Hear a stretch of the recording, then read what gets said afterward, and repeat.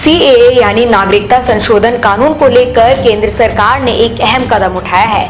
केंद्रीय गृह मंत्रालय ने नागरिकता से जुड़े आवेदनों की प्रक्रिया को और आसान बनाने और तेज करने के लिए रहे राज्यों के केंद्र शासित प्रदेशों के लिए कलेक्टरों को सक्षम अधिकारी के तौर पर नोटिफाई किया है। इस फैसले के बाद संबंधित जिलों के कलेक्टर सीएए के तहत आने वाले नागरिकता के आवेदनों को स्वीकार करने और जांच करने की पात्र पाए जाने पर नागरिकता देने की प्रतिक्रिया में अहम भूमिका निभा सकते हैं।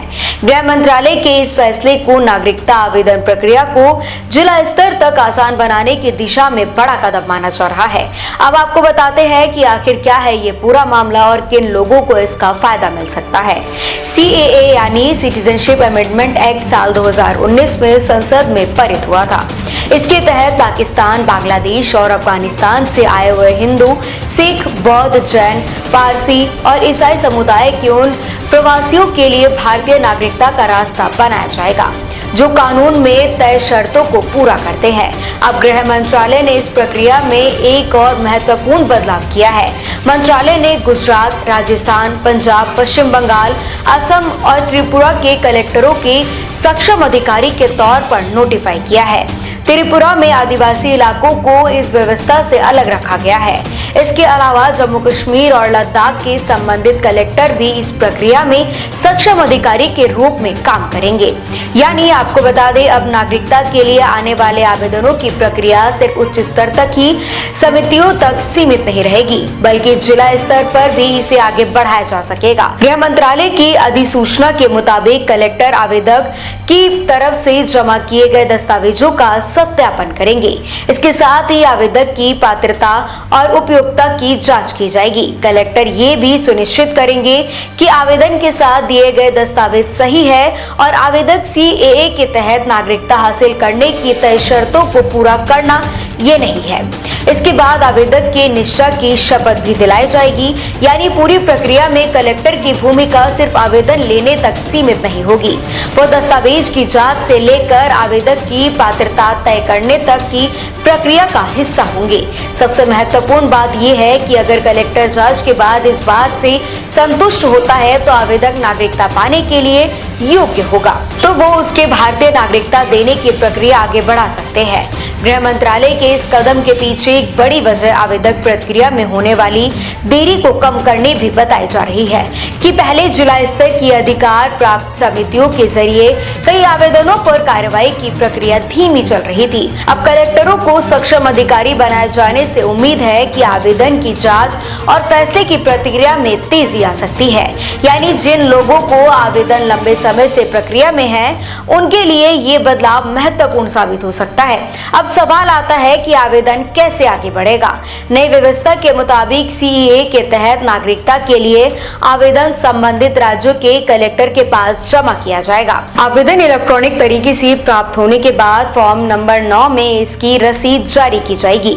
इसके बाद कलेक्टर आवेदन के साथ जमा दस्तावेजों की जांच करेंगे। जरूरत पड़ने पर आवेदक की पात्रता को लेकर आवश्यक जांच भी की जाएगी। इसके बाद निष्ठा की शपथ से जुड़ी प्रक्रिया पूरी होगी। लेकिन अगर कोई आवेदक उचित अवसर दिए जाने के बावजूद आवेदक पर हस्ताक्षर करने या निष्ठा की शपथ लेने के लिए व्यक्तिगत रूप से उपस्थित नहीं होता है तो कलेक्टर आवेदक को खारिज कर सकते हैं। यानी सरकार ने आवेदक की प्रक्रिया को आसान करने के साथ साथ कुछ जरूरी औपचारिकताओं को भी स्पष्ट रखा है। अब इस फैसले को इसलिए भी महत्वपूर्ण माना जा रहा है क्योंकि सीएए को लेकर लंबे समय से राजनीतिक और कानूनी बहस तेज होती रही है। सीएए के नियमों को लेकर देश में काफी चर्चा भी हुई थी और इसके बाद नागरिकता के आवेदक की प्रक्रिया को लेकर भी लगातार सवाल उठते रहे थे। अब गृह मंत्रालय ने जिला स्तर पर अधिकारियों को अधिक अधिकार देकर इस प्रक्रिया को ज्यादा व्यवस्थित करने की कोशिश की है। हालांकि ये समझना जरूरी है कि कलेक्टरों को सक्षम अधिकारी बनाने का मतलब ये नहीं है कि आवेदक की सीधी नागरिकता मिल जाएगी। आवेदक को कानून में तय शर्तों और पात्रता को पूरा करना होगा। उसके दस्तावेजों का सत्यापन होगा, जरूरी जांच की जाएगी और उसके बाद ही नागरिकता देने का फैसला किया जाएगा। यानी पूरी प्रक्रिया जांच में और पात्रता के आधार पर ही आगे बढ़ेगी। गृह मंत्रालय के इस कदम से सबसे ज्यादा असर उन सीमावर्ती राज्यों में देखने को मिल सकता है जहां पाकिस्तान और बांग्लादेश से आए प्रवासियों से जुड़े नागरिकता आवेदन सामने आ रहे हैं। गुजरात, राजस्थान, पंजाब, पश्चिम बंगाल और असम जैसे राज्यों में इस प्रक्रिया को लेकर विशेष महत्वपूर्ण माना जा रहा है। वहीं जम्मू कश्मीर और लद्दाख को भी इस व्यवस्था को शामिल किया जाएगा। अब कलेक्टरों के पास आवेदन लेने, दस्तावेजों की जांच करने और पात्रता के निर्णय लेने की जिम्मेदारी होगी। सरकार की कोशिश साफ दिखाई देती है, नागरिकता आवेदन की प्रक्रिया को जिला स्तर पर ज्यादा तेज और प्रभावी बनाना। अब देखना होगा कि इस नई व्यवस्था को लागू होने के बाद सीएए से जुड़े लंबित आवेदनों पर कितनी तेजी से कार्रवाई होती है।